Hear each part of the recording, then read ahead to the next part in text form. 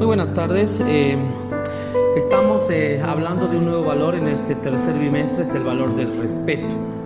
Y algo que de los pasajes más tristes del Antiguo Testamento, de la Biblia, uno de los más tristes para mí es Jueces capítulo 21, versículo 25. Escuche lo que dice, cómo termina el libro de los Jueces.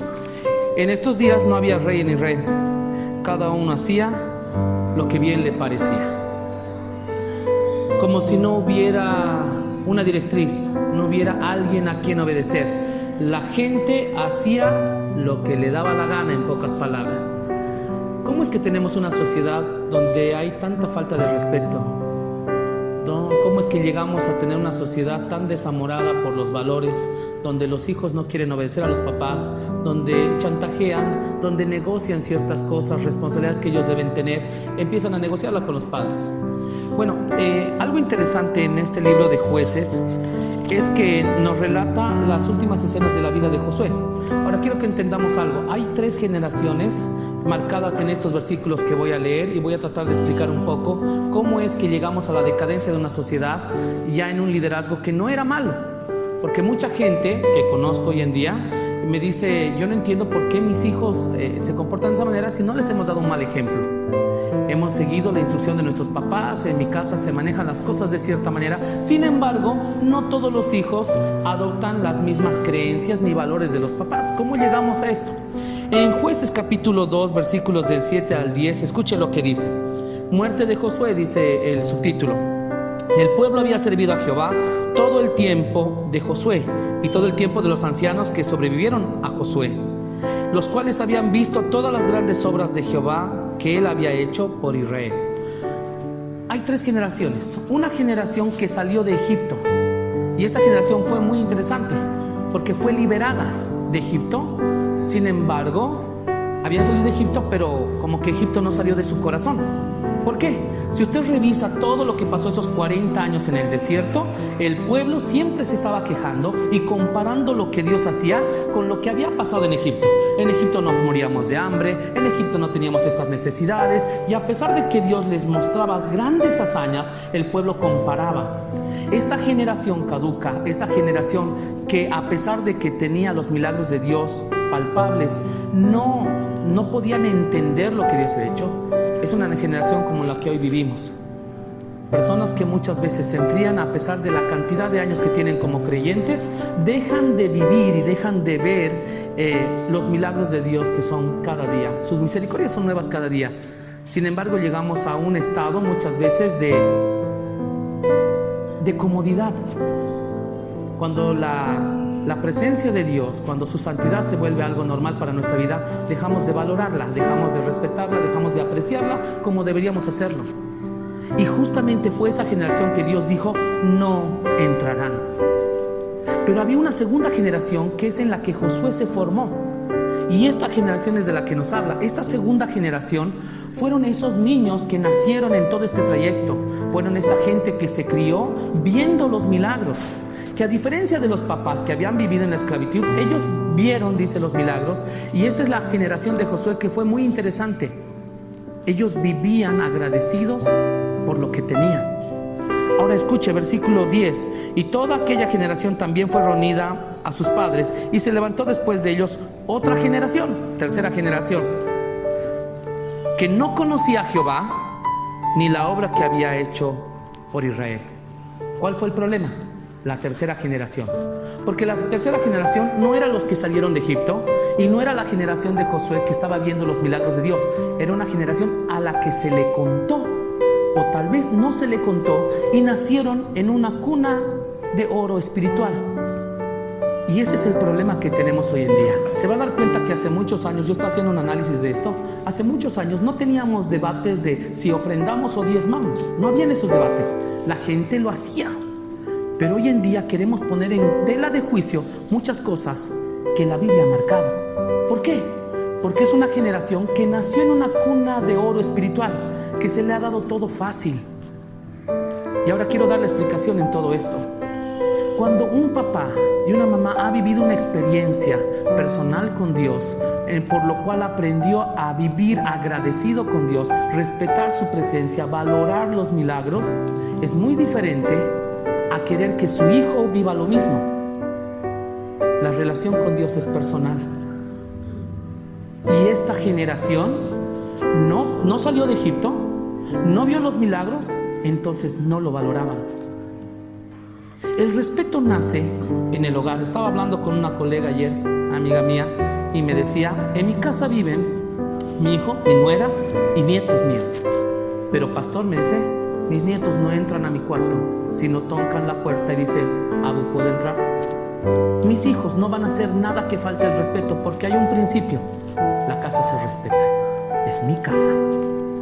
Y cualquier persona que quiera vivir, porque ellos tienen todo el derecho de irse a buscar otro lugar, pero la casa se respeta. ¿Dónde nace el respeto? En el hogar. Tiene que nacer en el hogar.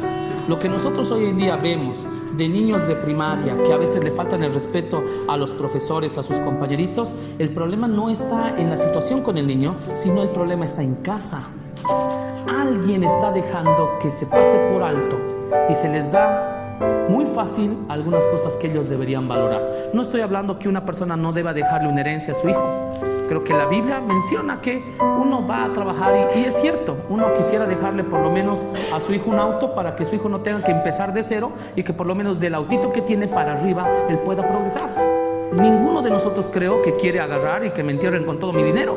No, creo que todo el mundo quiere de alguna manera dejarle un legado, algo a la siguiente generación. Pero ¿sabe de qué nos olvidamos? Nos olvidamos de heredarle el respeto que debemos tener por las cosas de Dios.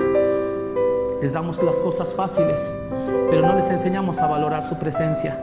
No les enseñamos a respetar los tiempos de oración. No les enseñamos a respetar que deben congregarse. No les enseñamos a respetar el tiempo de oración por los alimentos, ni dar gracias, ni por favor. Entonces, ¿cómo podemos pedir que nuestra sociedad hoy en día respete? ¿Cuál es la clave de todo esto? Dios había establecido algo. En Deuteronomio capítulo 6, versículo 5 en adelante, dice: Oye Israel, estas palabras que yo te mando hoy estarán sobre tu corazón. Amarás al Señor tu Dios de todo tu corazón, de toda tu alma, con todas tus fuerzas. Y estas palabras que yo te mando hoy, repíteselas a tus hijos. Hablarás de ellas cuando estés por el camino, al levantarte, al acostarte. Los pondrás como frontales entre tus ojos y los anotarás en las paredes, en los postes de tu casa. Eso es lo que tenemos que hacer. ¿Cuál es el secreto de todo esto? Repetirle a nuestros hijos cuán grande es Dios y cuán respetuosos tenemos que ser delante de Él. Porque si una persona no puede tener respeto por un Dios a quien visiblemente no podemos ver, es intangible, ¿cómo podemos asegurarnos de que va a tener respeto por las autoridades, por un profesor, por un tío, por un abuelito? Es imposible. Porque la persona que no puede respetar a un Dios a quien tangiblemente no ve, es mucho más fácil faltarle respeto a alguien que me pone reglas que yo no quiero cumplir. Repíteselas a tus hijos. Es necesario. Ahora, Josué fue la generación más interesante porque un libro anterior, Josué capítulo 24, versículo 15, con esto termino, dice, el mismo Josué, hablando sus palabras finales antes de morir, escuche lo que dice: si mal os parece servir a Jehová, escogeos hoy a quién sirváis.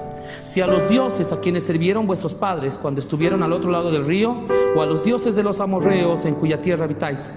Pero yo y mi casa serviremos al Señor. Mire qué autoridad, porque Josué está hablando por su esposa, por sus hijos. Yo y mi casa. O sea, no hay ninguno de mis hijos que diga: no, papá, ya no, aquí no. Tú vives bajo mi techo y tú vas a hacer lo que yo diga. ¿Sabe por qué tienes autoridad? Porque él entendió que Dios le delegó esa responsabilidad a él. Si yo quiero que mi hijo sea respetuoso, yo voy a hacer hasta lo imposible para que él aprenda a respetar. He escuchado muchos testimonios de gente que viene a hablar conmigo, decir: pastor, me ha amenazado mi hijo me levantó la voz, mi hijo me detuvo la mano, mi hijo me dijo que me va a dejar, que se va a ir con su padre. Gente que tiene miedo. Gente que en algún momento se olvidó de la autoridad y la responsabilidad que Dios le dio. Tengo algo claro: si un día a mi hijo le faltara el respeto a mi esposa, yo prefiero botar a mi hijo de la casa, porque no le va a faltar el respeto a mi esposa, porque yo tengo que enseñarle a respetar a mi esposa. Y a veces hay gente que hemos olvidado este principio. La decadencia de las generaciones viene a raíz de que alguien no está cumpliendo su responsabilidad. El respeto viene de casa y la casa se respeta. Vamos a orar. Señor, queremos agradecerte por tu palabra, porque siempre aprendemos, recordamos algo nuevo, Señor.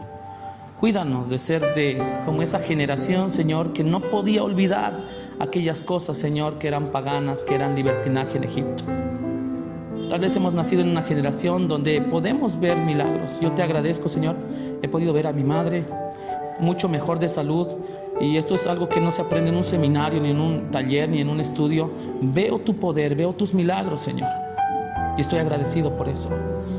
Pero viene una generación, Señor, que tal vez no va a experimentar las mismas cosas que nosotros. Ayúdanos, Señor, porque más allá del avance de la tecnología y de los cambios que pueda haber en el mundo, el respeto es algo que nosotros tenemos que inculcar generación tras generación, esperando y confiando en que tú vas a obrar en los corazones de los hijos, para que no terminemos, Señor, alejados de ti, y que cada quien haga lo que bien le parecía, como dice tu palabra. Cuídanos de eso, Señor, y bendícenos esta tarde en todo lo que vamos a hacer, en el nombre de Jesús. Amén.